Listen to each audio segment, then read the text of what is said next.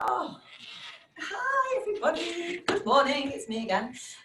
So welcome to the introducing series. Today we've got Julie Creffield, everybody. Yay! Hey! Serial entrepreneur and all-round superstar. Now, we've known each other for a long time, haven't we?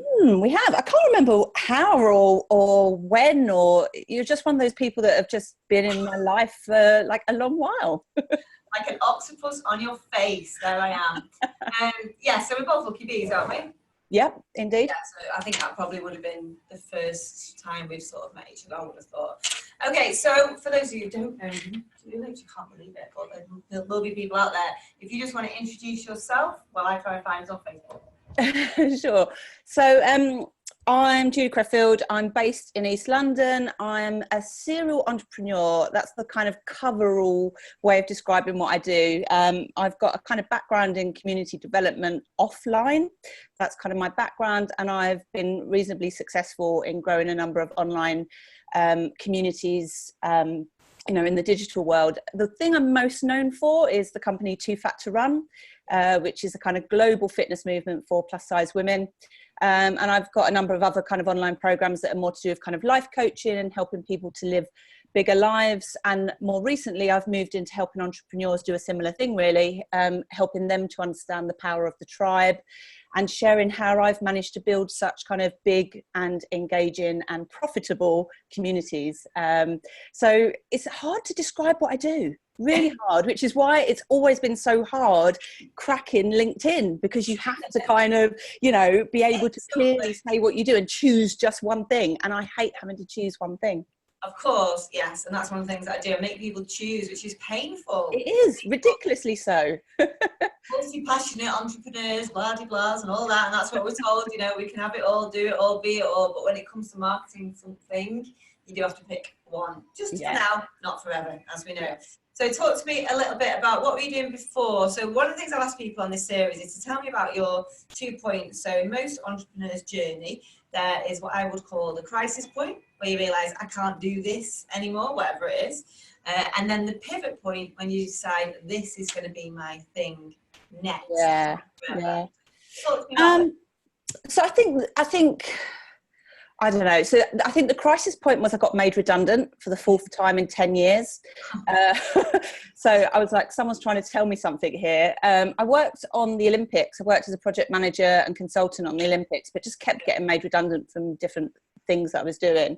And the 4th time I got made redundant, I was 7 months pregnant, and it just hit me. I was like, oh my God, like, am I really going to let other people control my, financial independence and, where I want to live and all of those kind of things? And I just decided in that moment I was never going to work for anybody else again. I didn't really have a business idea as such. I'd been writing my blog for a while, but didn't know that would be the thing that I would end up making money from. But I just knew I didn't want to ever work in an office under people that were really uninspiring and, had all the control and all the power. And then I think the kind of pivot was kind of, personal stuff with kind of the breakdown of my relationship and realizing it was now or never. I had to make a shit heap of money very quickly. So I had to get over all of my fears and just say, like, what do I want to do? Be afraid of selling or be homeless? Like, what do I want to do? So it was quite easy, really, when I think back. It was just it's either this or go back into the hell of working for a local authority or, another kind of boring job. But, there's been loads of kind of crisis points, over the last six years. Yeah, and normally it's when things really kind of hit the fan and I feel like giving up. That's when a massive big idea comes and a shift and a kind of breakthrough. Absolutely. Like, I can trace every big decision I've ever made back to some really crappy moment in my life. Nice. Yeah, nice. Like all that stuff you see on like Facebook and like it's all that inspirational stuff. And I saw one this morning and I should have saved it, but it was something along those lines. It's kind of like all the shit you're going through now is designed perfectly to get you where you are going to go next, kind of thing. But it's just when you're It's hard. Absolutely. And I think also it gives you so much material for the things that you're going to create in the world, because, you know, if you're going through that crap, chances are the people who are coming up behind you are doing exactly the same. So it prepares you to be able to offer really great spot on, you know, online offerings that are just going to absolutely hit the mark. That emotional. So emotions-based selling, I call it. When you're in the emotion, or you can get yourself in the emotion, selling becomes a lot easier. Yeah. And when it's something that you've done and you're passionate about, it's so much easier to sell it, if you want to call it selling it. It's just talking about it. Absolutely. And my life plays out online, so people have seen the stuff that I've been through. And I think there's like a fine line between being vulnerable and being a victim, you know, and you can't play that card all the time. But, you know, I think a little bit of vulnerability at any stage that you're at, even when you get to success, and you're great at this, you know, you always talk about when things go wrong and when it's tough, you know, and I think the minute we lose that, I just think we lose credibility. Yeah, I'm always like taking the piss out myself, like all the time. Not so much. Well, I do it online, but just in my life. I'm like, is this like when I got home yesterday? I've been away to a wedding. It was gorgeous. My best friend, you know, she's gorgeous. It was all very glamorous, and it was lovely. Got loads of pictures for the gram and all that. And it was great. Came back.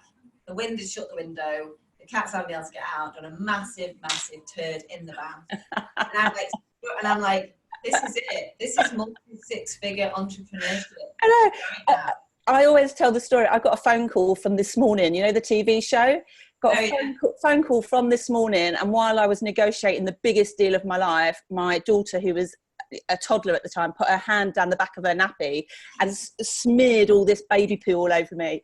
And I love telling that story because, you know, you think these moments are going to be really like poignant and whatever, and then normally like perfect, yeah, absolutely. I know, spoiler alert, guys, anyone's watching this, it ain't like that. It ain't like that at all. Like, you know, I barely function as a human being most days. You know, I've got no common sense whatsoever, and it's just funny. It's like, how on earth am I running a business like this? But on that, aren't we just so lucky? Yeah. I've got so much gratitude just for the timing as much as anything else. We are right on the cusp of this ability that anybody, no offense to you, look at us, anybody, you know, with the right level of motivation, like you're talking about catalyst, using things as a catalyst, not as an excuse, but the right amount of motivation, the right amount of inspiration around them, and just getting some real clarity on what they want to bring to the world. Anybody can do that. Absolutely. And it's that thing of, if you let fear get in the way, then time passes and someone else jumps on it. So, you know, when I look at like plus size fitness, when I started blogging, that wasn't even a term. No one even knew what plus size was. Like, it wasn't, you know, how it is online now, you know, and I was blogging for 4 years before I kind of made any money from it, because I didn't need to make any money. I had a job. But if I'd, you know, ummed and ahed about turning it into a business, somebody else would have leapt ahead, because like, look where that industry is now. It's a big thing. Yeah, and I think there's like a 2-year play.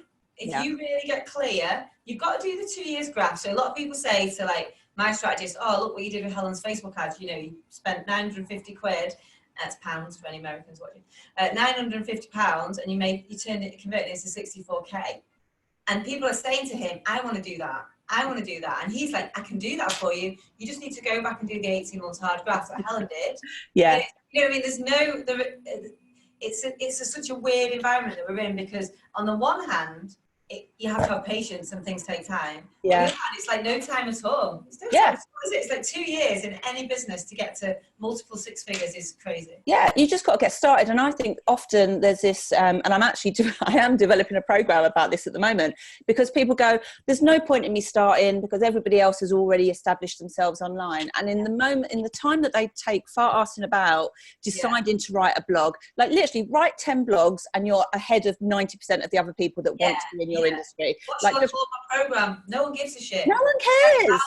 You know, while you're mucking about with colours and logos and what should I call myself, somebody else has just made 100 grand. Do you know what I mean? And so it's like, it's all about just that fear of getting started. And once it's the momentum, do you know what I mean? Like, as I said, write 10 blogs and then all of a sudden you're a blogger. And I think there's this thing about giving yourself a title. So, you know, I put on my business card 10 years ago, plus size athlete. people used to look at my card and laugh. Like, but I was like, no, I'm a plus size athlete. And I started getting like deals from Garmin and Nike and all these, because I was like, yeah, I'm a plus size athlete. Like, I gave myself that title. No one could take that away from me. And I think that's what we need to do. We need to just say, yeah, this is what I'm doing, you know, and just get on with it.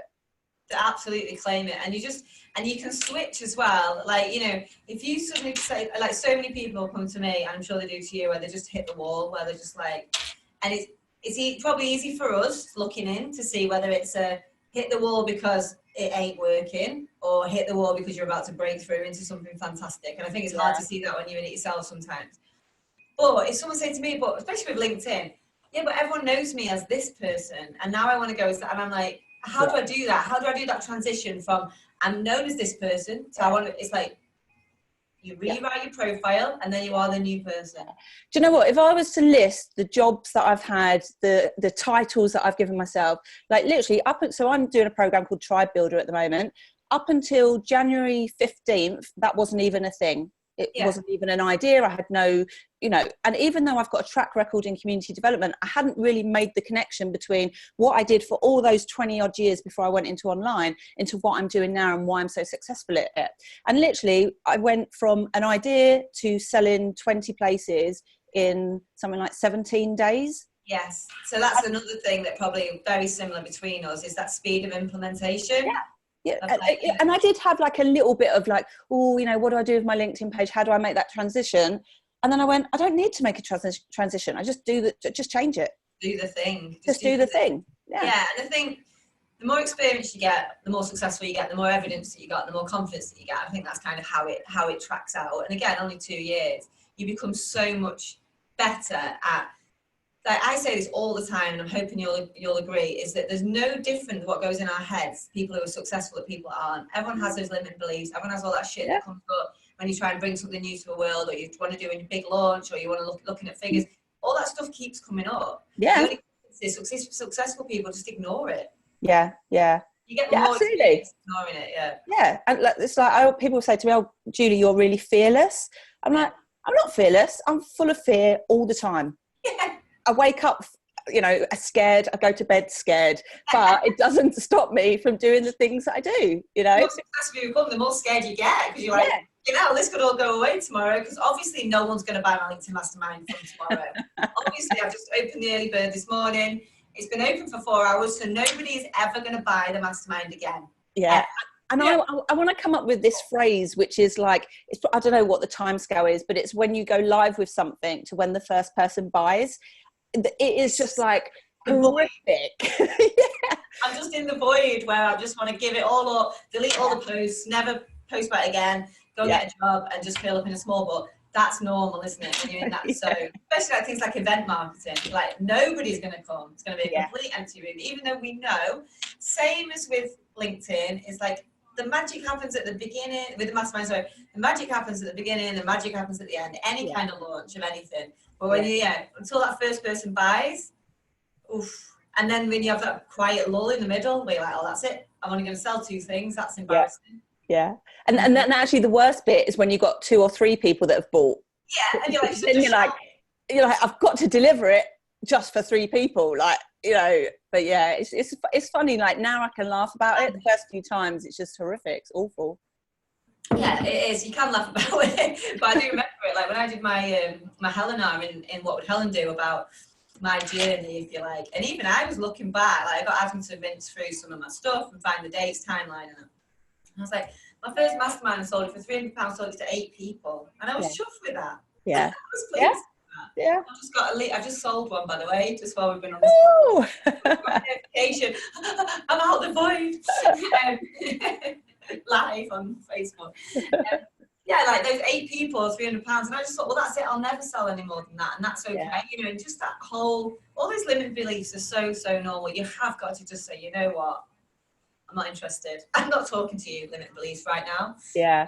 You know, I can say no to myself, and I'm going to say no to that. I'm going to just do the thing anyway. I find it quite helpful naming my negative voices. So I have my negative voice is called Katie. I don't know why, but and she's just a bit of a bitch, really.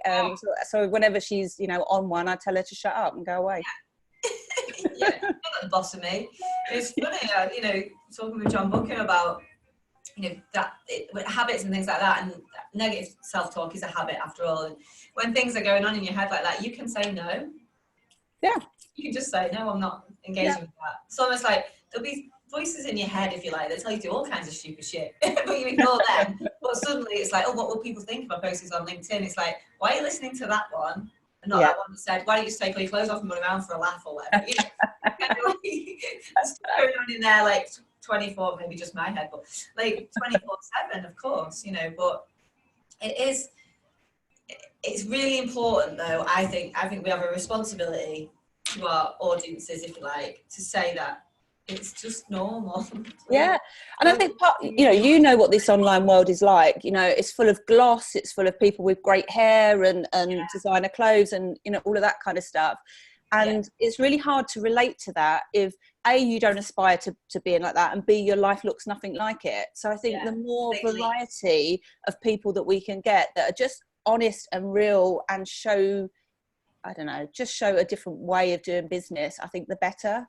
Yeah, when people say to me, oh, you're so like authentic and you're so direct, and I'm just like, this literally is just me. Yeah. There is no different. Like, if you meet me, if you walk into my office now, I'm no different. Yeah. I mean, I may be like 10% more happy and excited when I'm online because I think that translates better. So it's always like, hi, blah, blah. Like, I don't go around like that all the time, so that would be quite irritating.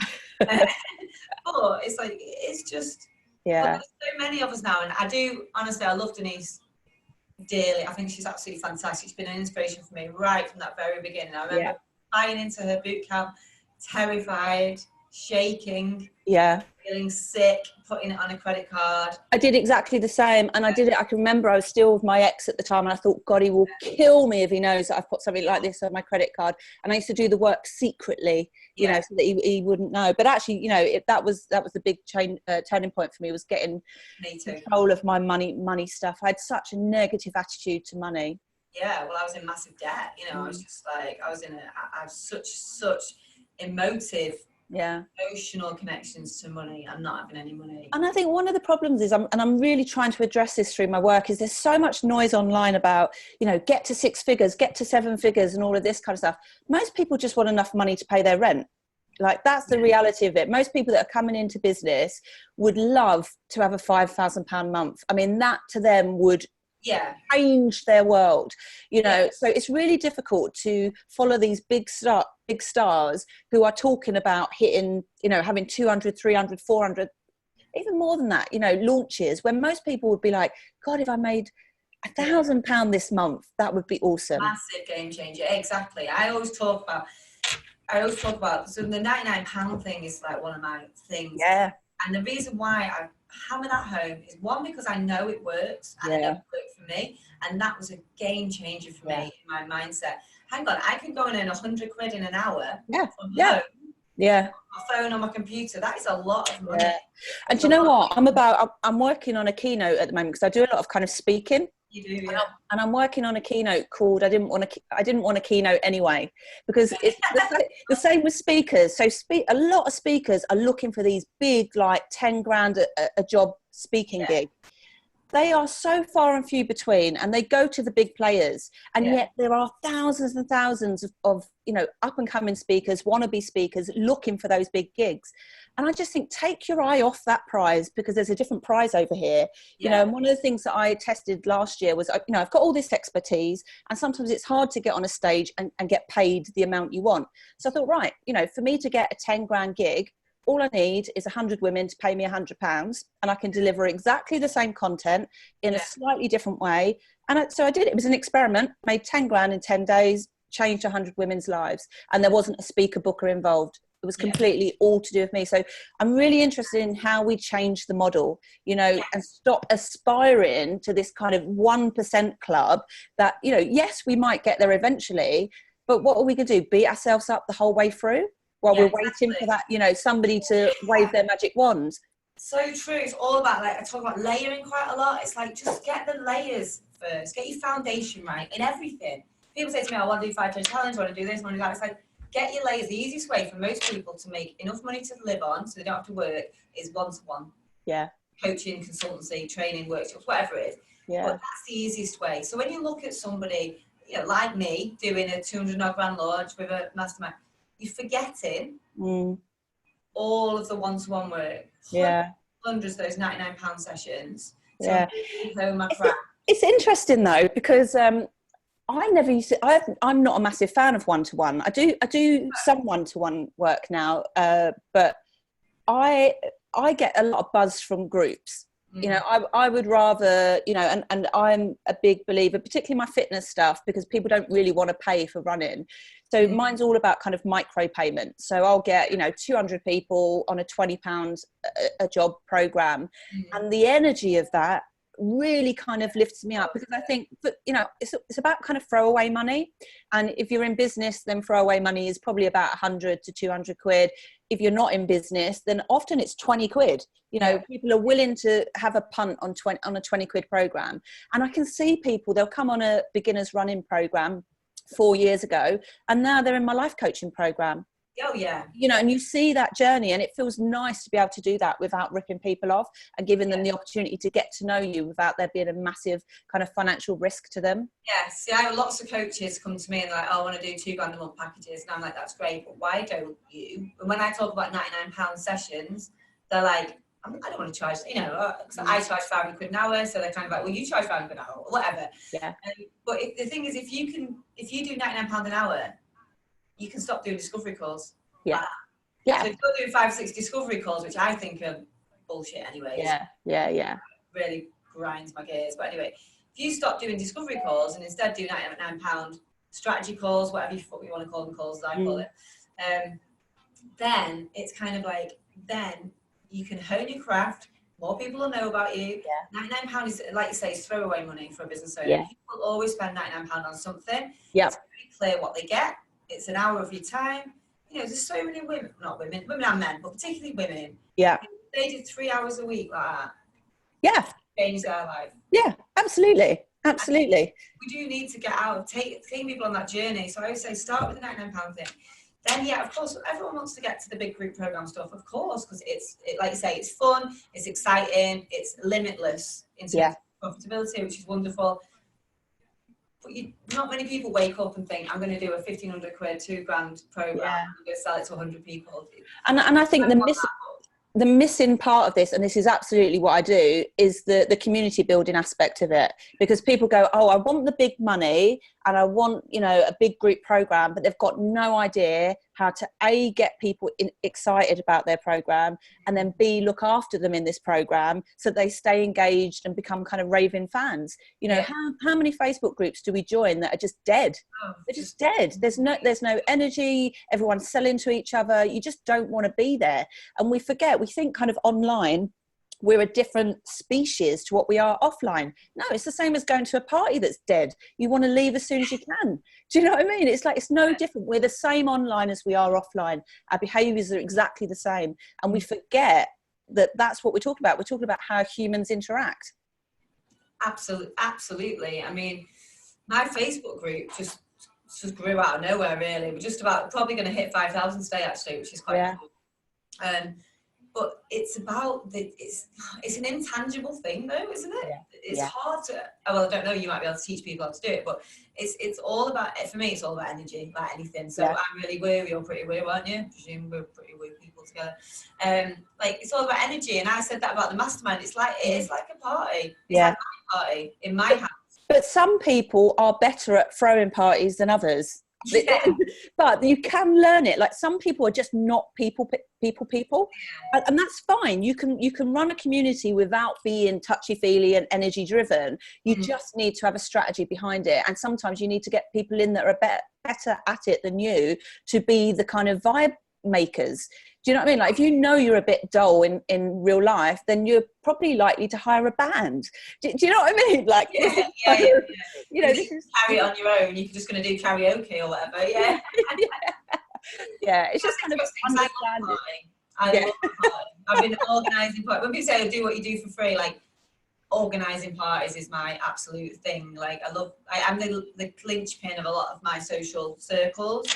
You know, and it's almost like when I'm in launch, I'm like, listen, guys, you're gonna have to organise some stuff that I can go to. So, you know, it's so important to play to your strengths. I Yeah. think. Well, some people are never going to be happy being the figurehead, if you like, of something. Yeah. But other people like me, Yeah. love it. I didn't even know how much I loved it until I got it. But I think it's understanding like your triggers. I think it's Da Vinci or some, one of those old timers, said we've all got these kind of triggers. And I know that my triggers are significance. And I know where that come from. I was one of 6 kids. I felt completely ignored and I needed to do something to stand out. And that's just been the story of my life. Yeah. I have to be worth something. I have to be reminded that I'm doing good in the world. Like that is my driver. And I used to, when I was little, think that was a bad thing. I used to be told by the teachers to shut up. No one cares what you think. You stop being a show off. And so I used to play all of that down. Now I know that's an enormous strength as an entrepreneur to have that one. Yeah. And the other one I know that I am is leverage.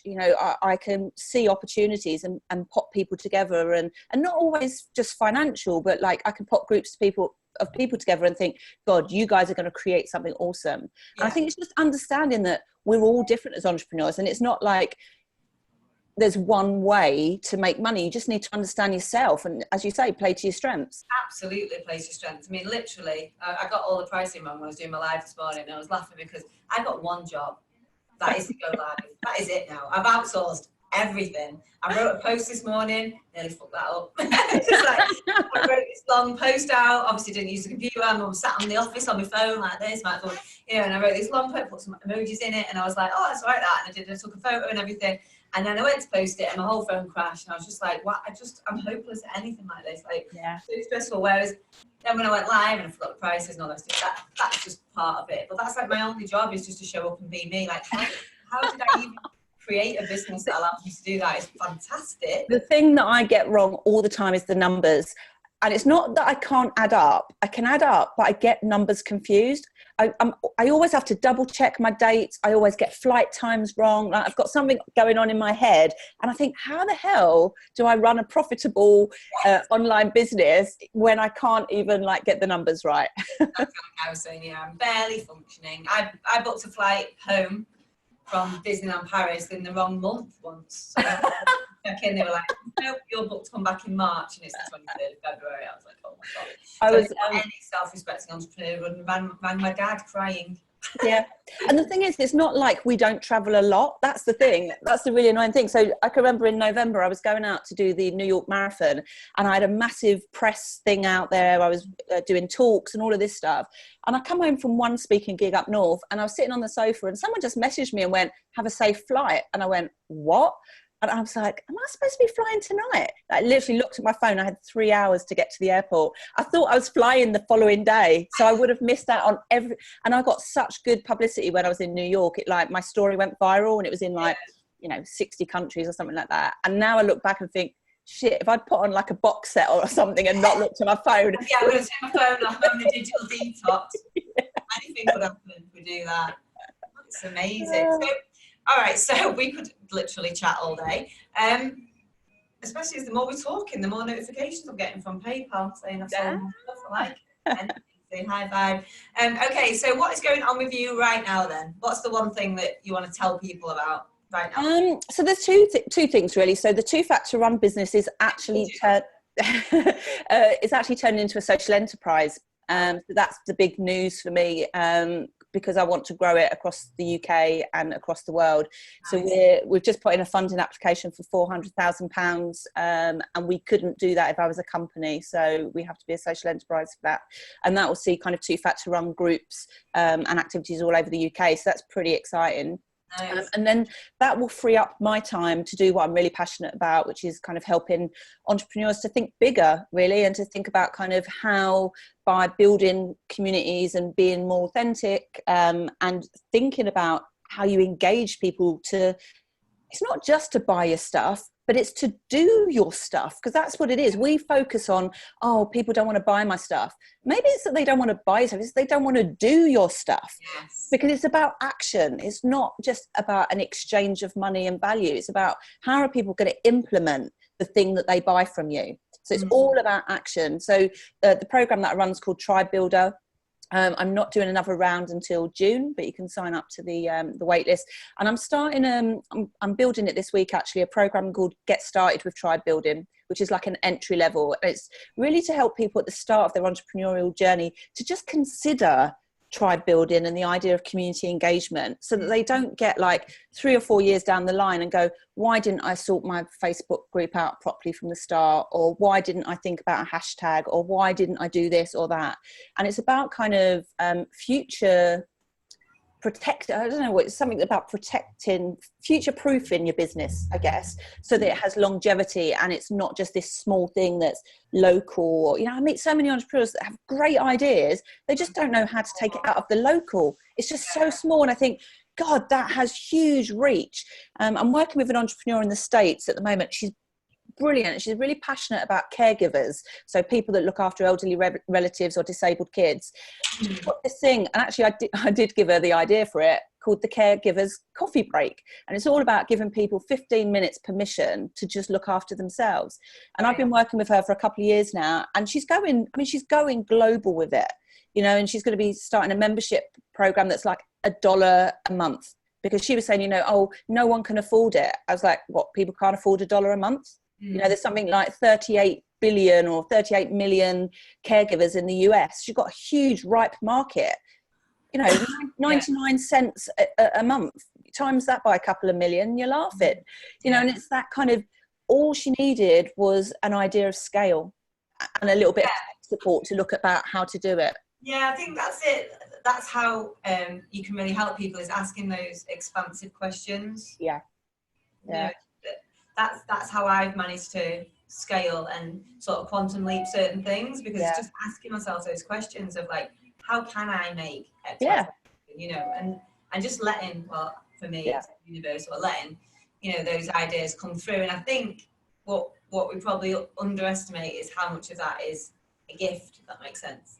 Yeah, I also think it's to do with sometimes it's to do with your struggle. So I don't think I would have grown Too Fat to Run in the way I did if I didn't have a newborn baby at home, because I couldn't go out and do personal training because I had this small human with me all the time. So I had to do things virtually.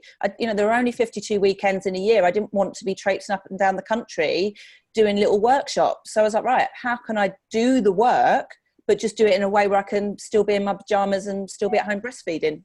That was the bottom line. I think you do kind of like, there's always a feet in the flames somewhere, I think, whether it's emotionally, financially, logistically, mentally, whatever it is, there's always feet, or there always almost should be feet in the flames. I think and also as you get more successful, then you have to start setting these sort of stretch goals that just seem almost like out of the realms of possibility, because you're always after that high, really, always after that buzz that you got when you got yourself out of the shit. Because there's nothing compares to that, does it? And I think that's why I'm really kind of, I had to have a kind of word with myself about like, it's always what next, what's bigger, more money, more this, more that. And I wanted to get to a place where it didn't just have to be about that, and where I could kind of live vicariously through other people. And I think the Tribe Builder program is allowing me to do that, because I've got 20 entrepreneurs in there at the moment, and they've all doing completely different random things. But when I see their successes, I'm like, oh my God, like I've played a part in that. I'm helping them help thousands of people. So I don't have to do it all myself, because I'm all a bit like, that was a great project. I could do that. I could do that. I could do that. Like, no, just stick to one thing, for a bit and just see how it grows. Yeah, exactly. And one of the things I was doing with Gul Khan was what money mindset is like, thinking about obviously money as energy, and it's almost like everything is energy, isn't it? So we are not looking to get things and hold on to things, whether it's money, success, well, whatever it might be. It's all about channeling it through us and through our experience, and then helping as many people as possible, who then challenge that energy and help more people. So it's almost, it becomes this kind of like exponential growth, if you like. So it's just always constantly multiplying and multiplying and multiplying, and it's kind of, that's the mindset you have to be in. It's all about other people. And once you switch your mindset into that and out of that scarcity and fear. Yeah, because I think there's a lot of scarcity and fear around ideas, and people go, oh, I better not give that idea away. Like, ideas come to me, like, that's not my problem. My problem is not ideas. I can generate ideas, all day long. Like, literally every time I go out for a run, I come up with a new idea for a business. Like, I've got to stop running because it's just Yeah, exactly. Yes, Big Magic is a good book on that, isn't it? With Elizabeth Gilbert, yeah, good. There's always a little book recommendation comes in it. Always. Right, so how can people find out about that then? About the Tribe Builder program? Tribe Builder is at tribebuildernetwork.com. Nice. And there's a wait list on there. And there's also information about the mini course. So I think it's called Get Started with Tribe Building, which I think is on offer at the moment. I think it's £47 rather than £97. But it's not created yet, but it will be by Monday. Nice. So that's the caveat. That's kind of hell and speed I like. Okay, brilliant. Okay, I'm going to finish our beautiful interview now, so we'll just chat all day. We've all got stuff to do. I will check that out myself. Cool. And let me know when it's all up and running, and I will share it around for you. Brilliant. It's been fun. Yes, it's been lovely to chat to you, and I'll definitely see you around somewhere. Cool. I'll see you in the mastermind. Are you going all in for Tribe Builder now then? Yeah. Yep. My whole LinkedIn profile is about that now, and yeah. That's the beauty. And actually, it generated, I think there were at least 4 people who came into Tribe Builder who didn't know me from anything else and literally just found my stuff on LinkedIn. So it absolutely works. Works. Who knew? Yeah, I just had a bit of resistance in the first round. And that's okay. That's it. You're in for life. Yeah. You're stuck in it. So eventually you'll start doing as you're told. It's very challenging for us entrepreneurs to do as we're told, and that's okay. But yes, look forward to seeing you filling Tribe Builder over and over again from LinkedIn as well, which is cool. Different, you just attract different new people, which is quite cool. Yeah. Right. Thank you very much, darling. Lovely to see you. Lovely lots, and I'll see you around. Bye. Bye.